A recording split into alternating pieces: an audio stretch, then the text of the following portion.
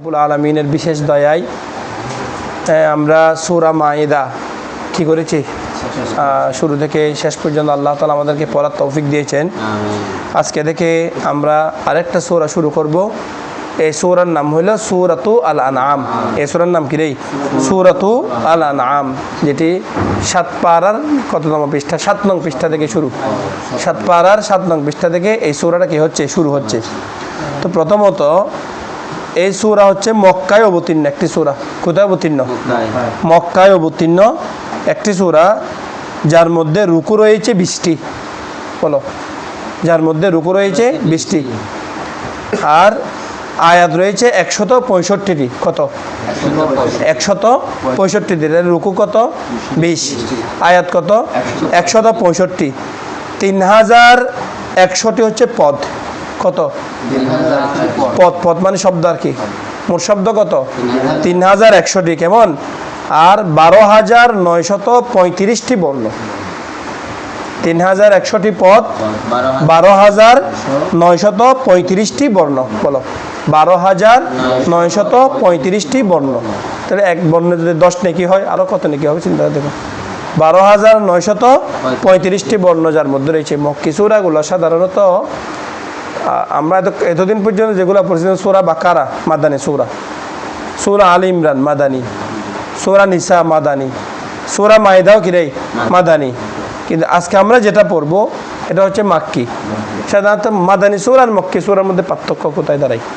মাদানী সূরা আর মক্কি সূরার মধ্যে পার্থক্য হলো, মাদানী সূরার মধ্যে বিষয়ত আহকামাত থাকে, আহকামে শরঈয়াত, শরীয়তের যে বিধিবিধানগুলো আছে সেগুলো বেশিরভাগ বর্ণিত হয়েছে কোথায়? মাদানী সূরায়। আর আকীদার ক্ষেত্রে, রিসালাতের ক্ষেত্রে, মূর্তি পূজার অসারতার ক্ষেত্রে, পূর্ববর্তী নবীগণের দাওয়াতের ক্ষেত্রে নানা রকম যে বিধিবিধানগুলো অবতীর্ণ হয়, এগুলো বেশিরভাগ অবতীর্ণ হয়েছে কিসের ক্ষেত্রে? মাক্কি সূরার ক্ষেত্রে। কিসের ক্ষেত্রে? মাক্কি সূরার ক্ষেত্রে। ভালো করে বুঝাচ্ছে? তাহলে সূরা আনআম যেহেতু একটা কি সূরা? মাক্কি সূরা। তাহলে প্রথমত আমরা আগে আনআম নিয়ে তাহকিক করি। আনআম এটা বহুবচন নামুন থেকে। কি রে?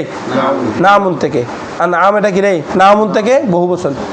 তাহলে এখানে কোরআনুল আজিমের একটা সূরার নাম রাখতে আবিধানিক নামুনের অর্থ কি হলো? নামুনের অর্থ হলো পশু। তাহলে সেখান থেকে আনামুনের মানে পশুসমূহ বা পশুগুলো। কেমন? তাহলে একটা কোরআন শরীফের একটা সূরার নাম, এত দামি একটা সূরা, তার নাম রাখা হয়েছে কি রে? পশুসমূহ। কেন? এখানে কয়েকটা বিষয়ের দিকে ইঙ্গিত করে রাখা হয়েছে। কেমন? একটা হলো কোরআনুল আজিমের এই সূরার 134 নং আয়াত, ওয়া জাআলু লিল্লাহি মিম্মা যারআ মিনাল হারসি ওয়াল আনআমি নাসিবা। এই সূরার একটা জায়গায় 134 নং আয়াতের মধ্যে আল্লাহ তাআলা উল্লেখ করেছেন, তারা আল্লাহর জন্য রেখে দে মিম্মা, যা ওই বিষয় থেকে যা তিনি সৃষ্টি করেছেন, মিনাল হারসি ক্ষেতফলাদি, ওয়াল আনআমি এবং পশু গবাদি পশুসমূহ। গবাদি পশুসমূহ। কেমন? তিনি আল্লাহ যা সৃষ্টি করেছেন সেখান থেকে তারা আল্লাহর জন্য রেখে দেন নাসিবান, কিরে একটা অংশ। তাহলে এই সূরার মধ্যে কি আছে? আল আনআম শব্দটা উল্লেখ আছে। ঠিক একইভাবে ওয়াকালু, তারা বলে, হাজিহি এগুলো আনআমুন গবাদি পশু, ওয়া হারসুন ক্ষেত। কেমন ক্ষেত? হিজরুন যেটা নিষিদ্ধ। এগুলো কিরে? নিষিদ্ধ। তো এখানে কি নিষিদ্ধ? বলে তারা কি করতো? তাদের দেবতাদের নামে কতগুলো পশুকে তারা রেখে দিত। ওই যেটা আমরা আগে সূরার মধ্যে পড়েছিলাম। কেমন? কান কাটা। কেমন? তারপরে 5 বার সন্তান জন্ম দিয়েছে এরকম, বা 10 বার জন্ম দিয়েছে এরকম, বা নির্দিষ্ট একটা বয়স হওয়ার পরে তারা বলতে এগুলো তাদের দেবতাদের জন্য এরকম করে করে তারা কী করতো? রেখে দিত পশুকে নিয়ে। তাহলে পশুকে নিয়ে তারা যে পশু পালতো, আর পশুকে নিয়ে তাদের মধ্যে অনেক ধরনের কুসংস্কার ছিল। এই কুসংস্কারগুলোকে খণ্ডন করার জন্য এই সূরার নাম করা হয়েছে কি? সূরাতুল আনআম। এই সূরার নাম করা হয়েছে কি? সূরাতুল আনআম। তাহলে 138 নং আয়াত এবং 134 নং আয়াত। বলো, 138 নং আয়াত, 134 নং আয়াতের মধ্যে আনআম এই শব্দ এসেছে। সেখান থেকে এই সূরাকে, এই সামান্য একটা ঘটনাকে, মানে এই ঘটনাকে কেন্দ্র করে এই সূরার নাম হয়েছে কি? সূরাতুল আনআম। এই ঘটনাকে কেন্দ্র করে সূরার নাম হয়েছে কি? সূরাতুল আনআম। এখন প্রশ্ন হলো, এই সূরার মধ্যে কি কি বিষয় নিয়ে আলোচনা হবে? এক নম্বর হলো এই সূরার মধ্যে আল্লাহর একত্ববাদ তথা তাওহীদ নিয়ে আলোচনা হবে। কি নিয়ে? আল্লাহর একত্ববাদ তথা তাওহীদ নিয়ে আলোচনা হবে। অর্থাৎ এই পৃথিবীর আসমান এবং জমিনের সৃষ্টিকর্তা হচ্ছেন কে? আল্লাহ। কেমন? এই পৃথিবীর সব কিছুর মালিক এবং নিয়ন্ত্রক হচ্ছে কে? আল্লাহ। এবং আল্লাহ ছাড়া কোনো শরীক নাই। ইবাদতের একমাত্র হকদার হচ্ছে কে? আল্লাহ। এই বিষয়গুলো সম্পর্কে এখানে কি হবে? এই সূরার মধ্যে আলোচিত হবে। 2 নম্বর হলো শিরিক এবং মুশরিক।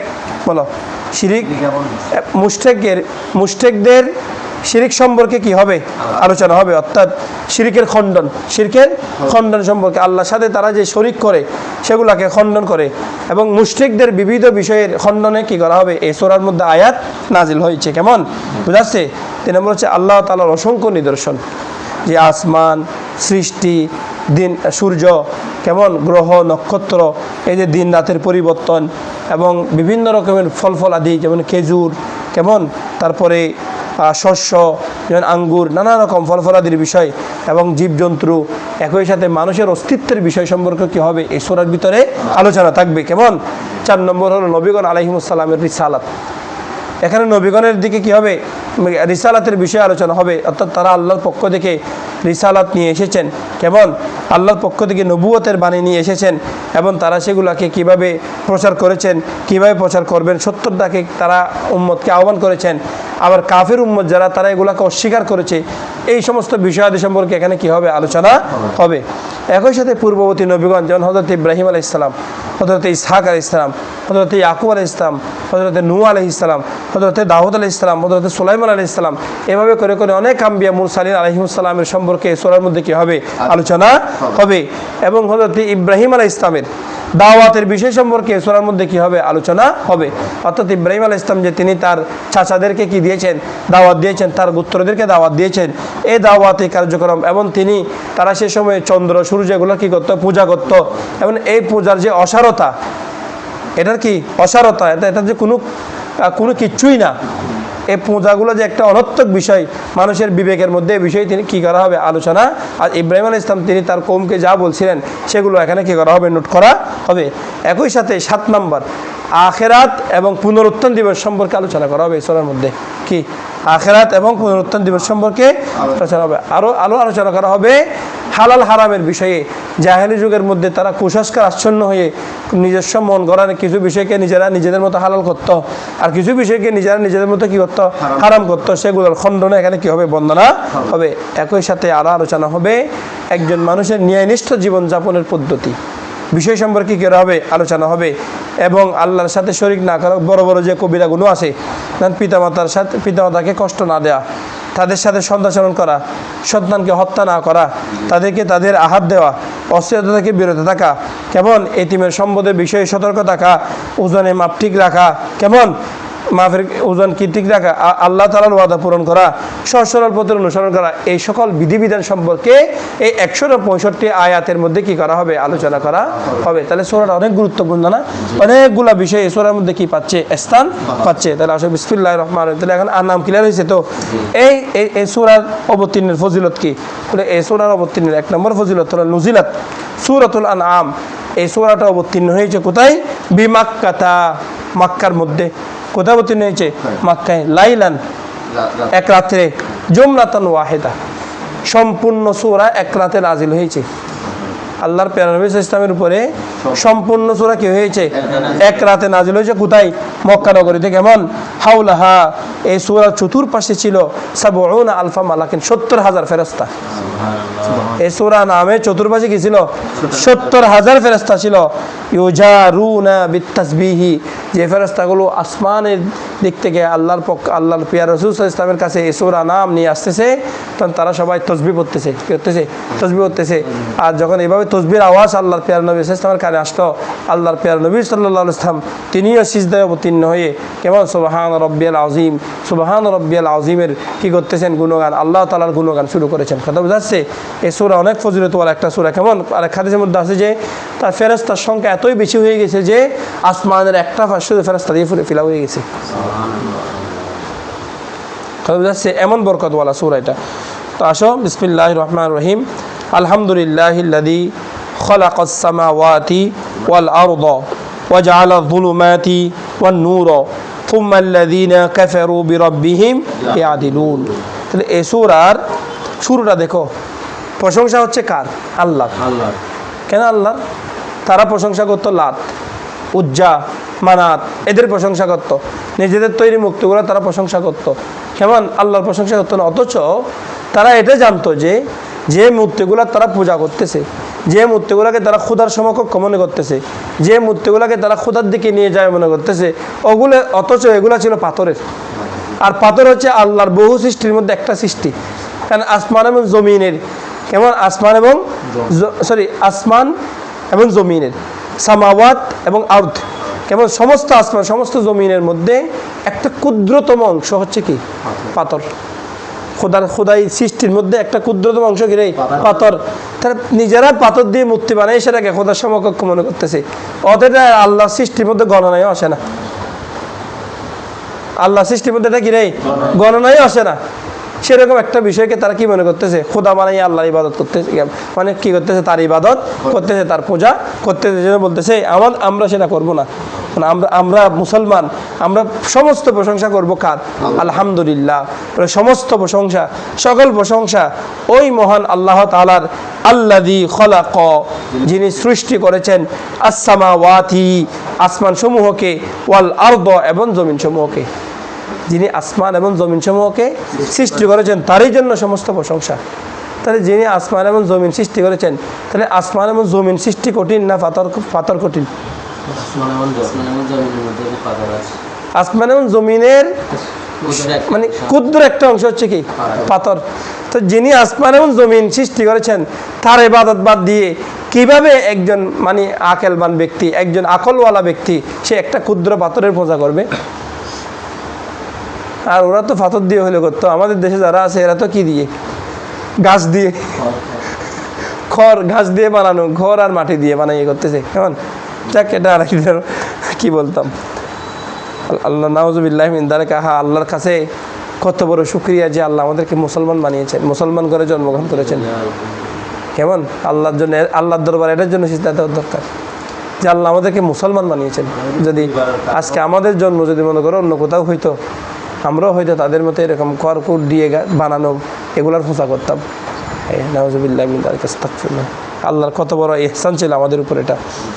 আল্লাযী খালাকাস সামাওয়াতি ওয়াল আরদ, যিনি আসমান সমূহ সৃষ্টি করেছেন এবং যিনি জমিন সমূহ সৃষ্টি করেছেন। ওয়া জাআলা যুলুমাত, এমন যিনি অন্ধকার রাশিগুলোকে সৃষ্টি করেছেন, কেমন? রেখেছেন নির্ধার। ওয়ান নূর, এমন যিনি আলোক বর্তিকাও রেখেছেন। দেখেন, জুলুমাত হচ্ছে বহু বচন, আবার নূর হচ্ছে এক বচন। কেন? কারণ পৃথিবীতে ভ্রান্ত মতবাদ হবে অনেক, আর নাজাতের পথ হবে এক। কিরে, ভ্রান্ত মতবাদ কি? অনেক। মুক্তির পথ হচ্ছে কয়টা? একটা, সেটা ইসলাম। মুক্তির পথ একটা, কোরআন। মুক্তির পথ একটা, রসুল। কথা বুঝাচ্ছে? মুক্তির পথ একটাই, কিন্তু ভ্রান্তির পথ অনেক। কেমন? আকিদা, ভ্রান্ত আকিদা ৭২টা, আর নাজি আকিদা আহলুস সুন্নাহ ওয়াল জামাত একটা। বুঝাচ্ছে? তো ও জাআলা যুলুমাত, তিনি অন্ধকার রাশিগুলাকে কি করেছেন? অন্ধকার রাশি তৈরি করেছেন। যেমন ওয়ান নূর, এবং তিনি আলো করেছেন। তাহলে প্রথমে অন্ধকার, তারপরে আসছে কি? আলো। প্রথমে জাহিলিয়াত, তারপর আসছে ইসলামিয়াত। কথা বুঝাচ্ছে? এখন প্রথমে অজ্ঞতা, তারপর অজ্ঞতাকে দূরীভূত করার জন্য কি আসছে? আলো আসছে। বুঝছেন? অজ্ঞতাকে দূরীভূত করার জন্য কি আসছে? আলো আসছে। পৃথিবীতে হাজার রকমের ভ্রান্ত মতবাদ আছে, সমস্ত মতবাদেরকে রহিত করার জন্য একমাত্র মতবাদ যেটা আল ইসলাম ও নূরুন, ইসলাম আসছে আলোক বর্তিকা স্বরূপ। কথা বোঝাচ্ছে? এখন তাহলে হরফাত ফদো কিসের? কেন মিলতেছে না? হচ্ছে আস-সামাওয়াত, জওয়ান সালেম না, সামাওয়াত আলিফ তা দিয়ে হয়েছে না, সেজন্য জের হয়েছে আর কি। আস-সামাওয়াতি ওয়াল আরদ, আরদ তো মানান জমা, কিন্তু লফজান ওয়াহিদ। এটা জমা হচ্ছে আরদিন, আরদিনের জমা কি রে? আরদিন। হ্যাঁ। ও জাআলা যুলুমাতি ওয়ান নূর, এবং তিনি অন্ধকার সমূহকে সৃষ্টি করেছেন। ওয়ান নূর, আর কাকে বানিয়েছেন? আলোকেও তৈরি করেছেন। কেমন?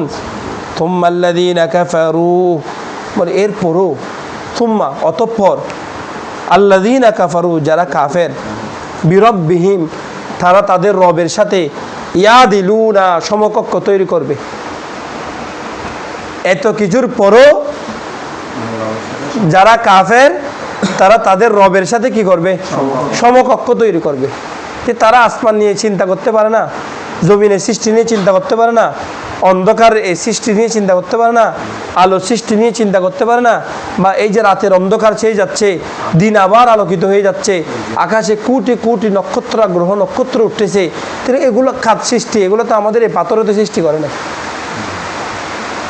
আমি যাকে পূজা করতেছি, আমি যাকে ইলাহ হিসেবে মেনে নিচ্ছি, আমি যাকে মাহবুদ মানছি, তিনি তো এগুলো, সে তো এগুলো একটাও সৃষ্টি করতে পারে না। সে তো একটা পাথর। আমি নিজেও জানি সে কোনো লা ইয়ানফাউ ওয়া লা ইয়াদুররু, সে ক্ষতিও করতে পারে না, সে উপকারও করতে পারে না, সে কথাও বলতে পারে না, সে কথার উত্তরও দিতে পারে না, সে কারো কি বলে যে কাউকে দানও করতে পারে না, সে দান গ্রহণও করতে পারে না। একটা ক্ষুদ্র পাথর, সে তাকে কিভাবে মানুষ কি করতেছে? পূজা করতেছে। অথচ তার দরকার ছিল আসমানের সৃষ্টি নিয়ে চিন্তা করা, তার দরকার ছিল জমিনের সৃষ্টি নিয়ে চিন্তা করা, তার দরকার ছিল এই যে আকাশের মধ্যে যে আল্লাহ তাআলা এই যে গ্রহরাজি, এই যে বিভিন্ন রকমের গ্রহ উপগ্রহ সৃষ্টি হয়েছে আল্লাহর পক্ষ থেকে, এই চন্দ্র সূর্য, যেমন এই যে আকাশের মধ্যে যে যে বিষয়গুলো আছে তার তো সেগুলো নিয়ে চিন্তা করার দরকার ছিল।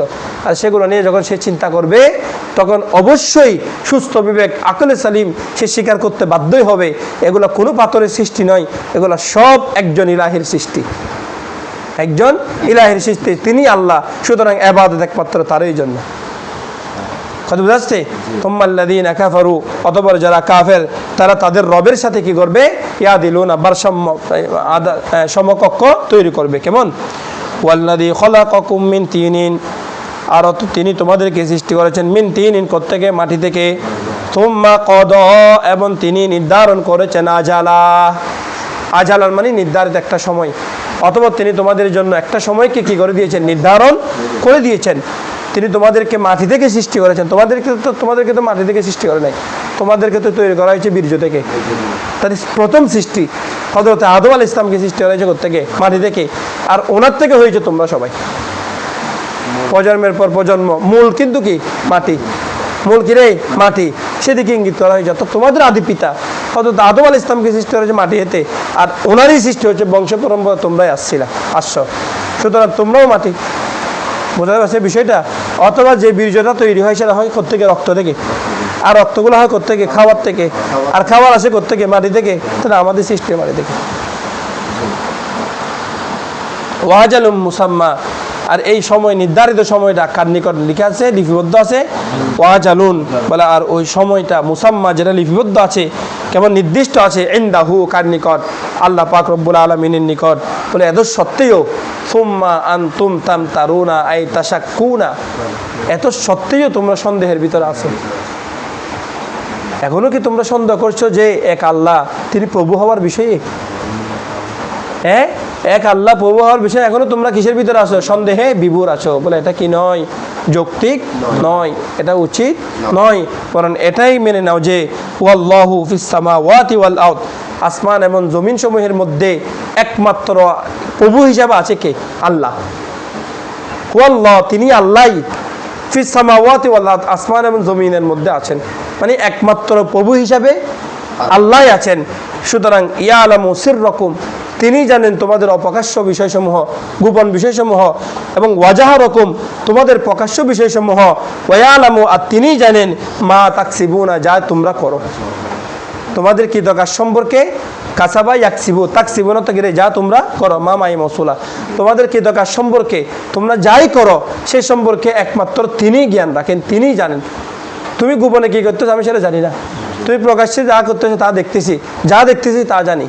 কিন্তু আল্লাহ যিনি রব, যিনি প্রভু, যিনি, তিনি তোমার ভিতরে যা আছে তাও জানেন, তোমার প্রকাশ্য যা আছে তাও জানেন, তুমি কোথায় কি করছো তাও জানেন, তুমি কি খেয়াল করছো তাও জানেন। সুতরাং ইলাহ হিসেবে যদি মানতে হয় তাকেই মানবে, আর কাউকে ইলাহ হিসেবে মানা যাবে না। আল্লাহ তাআলা একমাত্র আল্লাহকে ইলাহ হিসেবে গ্রহণ করার তৌফিক দান করুক। আমিন। আমা তৌফিক ইল্লা বিল্লাহ। আসসালামু আলাইকুম ওয়া রাহমাতুল্লাহ।